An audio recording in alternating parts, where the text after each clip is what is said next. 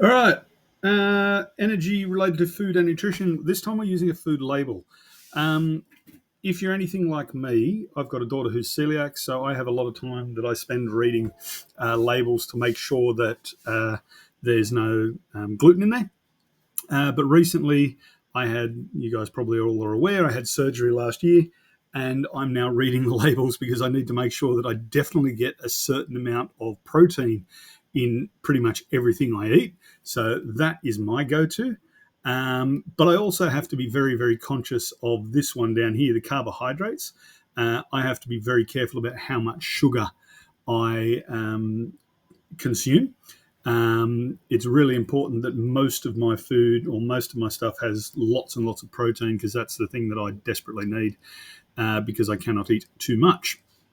So, and there you go. Wheat, as soon as you see that, you go, oh, no gluten. No, that's got gluten in it. We're screwed. But anyway, all right. Use the above food label to answer the following questions. Food labels in Australia are fantastic. They are very, very they're mandated in a very regulated way. That's what I was trying to say. They're regulated.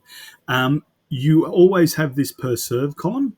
Now, unfortunately, the serving size is normally not as accurate as most humans would like. For instance, if you have a look at a Mars bar, one serve might be half of that Mars bar. And you're like, really? Is it though? So you've got to be careful about that. However, we also have this per 100 grams column, and that is awesome because per 100 grams means that if you've got 9.3 grams of protein, that means you have 9.3% is protein. Okay, and that's always handy just to know that. But it also means that you can go to another brand with a different size serving and still compare straight away. You just go to that per 100 grams. One of the things I do with yogurt, if I go looking for high protein yogurt, I can go and check out the Chobani one or I can check out the Paul's one and I go straight to that 100 grams and I see exactly how many grams of protein there is per 100 and I can compare them straight away, which is really handy. So, like I said, the serving size is not always the most accurate, but it is what it is. If you get things that are in packets, then normally one packet is one serve. But anyway, so what is the serving size in this case? In this case, it is 30 grams, and that's good. Question B says, how many kilojoules per 100 grams? So that's what we're looking up there, 1441 kilojoules. Our next one says, what is the amount of fiber per serve? So we're back into this per serve column, and let's go to fiber, 6.4 grams. 6.4 grams, and how much saturated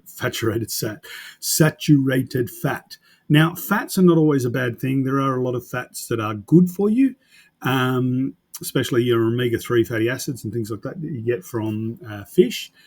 Talk to your hospitality teacher for more information. But anyway, we're looking at saturated fat, which are the ones that you try and avoid as much as possible. And in that, we have 0.1 gram per serve. And that's not too bad.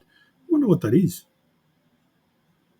Well, it's cereals, honey, salt. It could be a breakfast cereal, actually. So, yeah, that's not too bad. Yeah, so that's all there is to that.